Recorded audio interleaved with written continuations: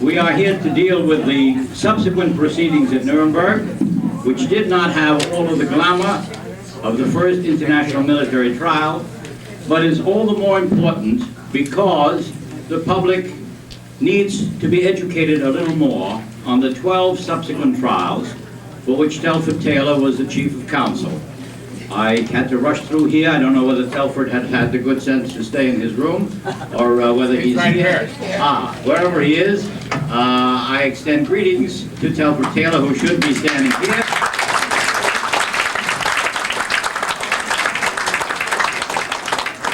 Just as Justice Jackson was the inspiration for the IMT trial, General Taylor was the inspiration and the guiding light for the 12 subsequent trials, and the years now compel him to be a member of the audience, listening to the accolades which we'll have about him in due course in this program.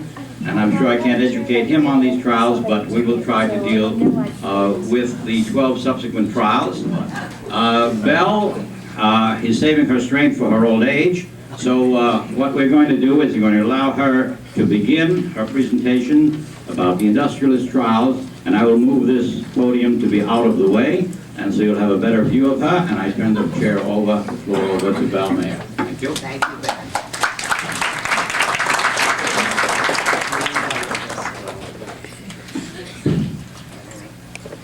Yes.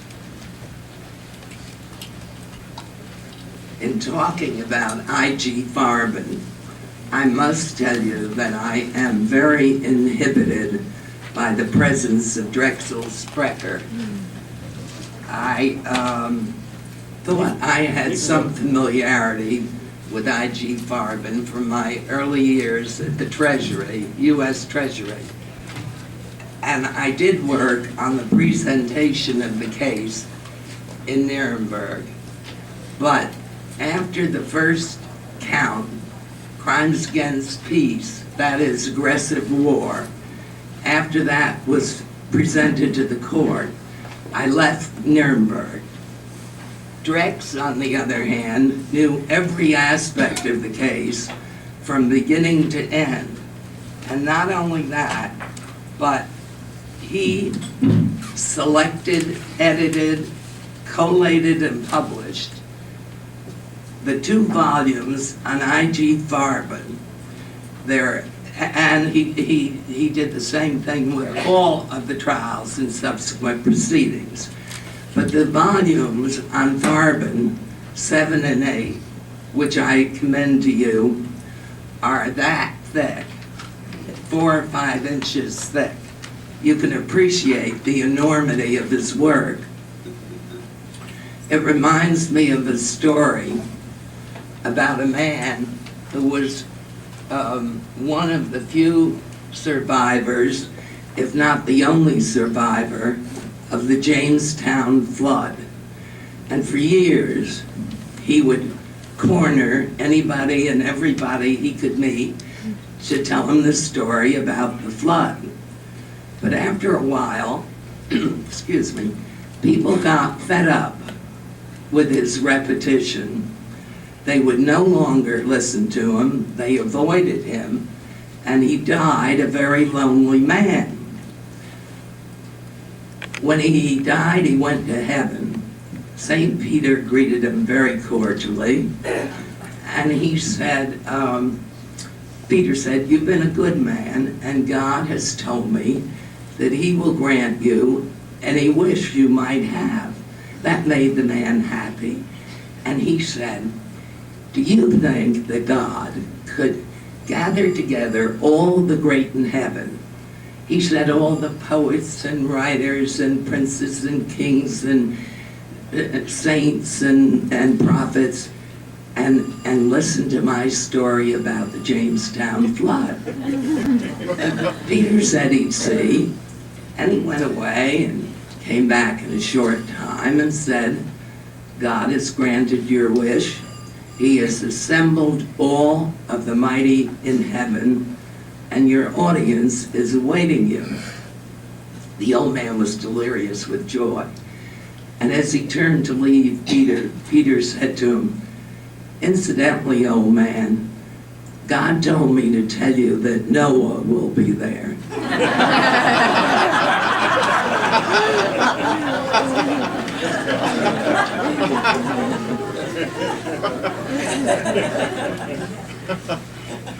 For 50 years, I found it very difficult, if not impossible, to talk about I.G.Farben. If Benny would give me an hour or 2 hours instead of 15, you're not going to hold that story against my time. Counsel, you got 12 minutes left.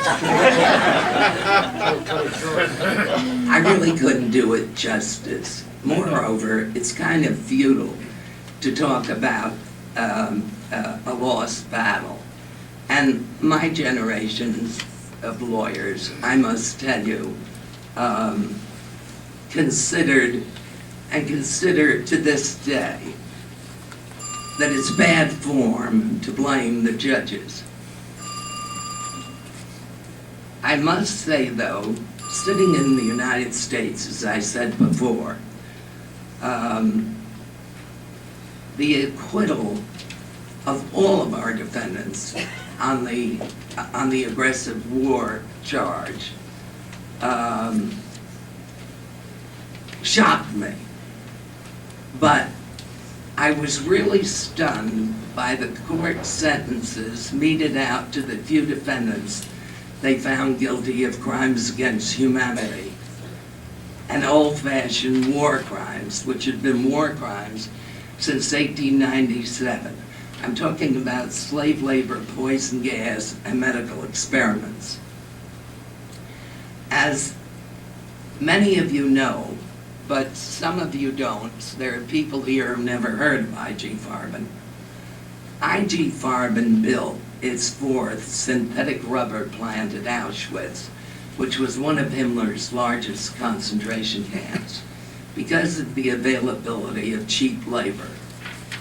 There, under Farben's dominion, and under the dominion of the SS, they were starved, tortured, in many cases, beaten to death. Now I'm talking about not only about the poor Jews and gypsies, I'm talking about Polish workers and Belgian workers and French and workers who had been plucked out of their native countries and taken to work in the factories in Germany and in Auschwitz. It's estimated that 25,000 people alone died that 25,000 people died in the construction of the camp alone.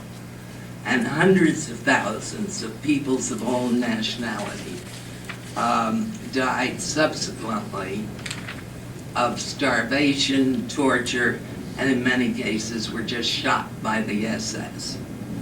And they were no longer useful.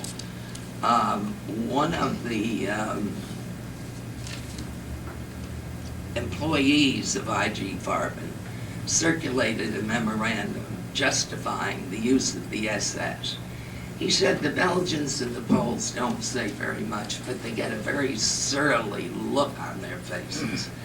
And he said it's necessary to, quote, discipline them. And then he said, the gypsies, he said, and of course, we cannot tolerate the Jews and the gypsies.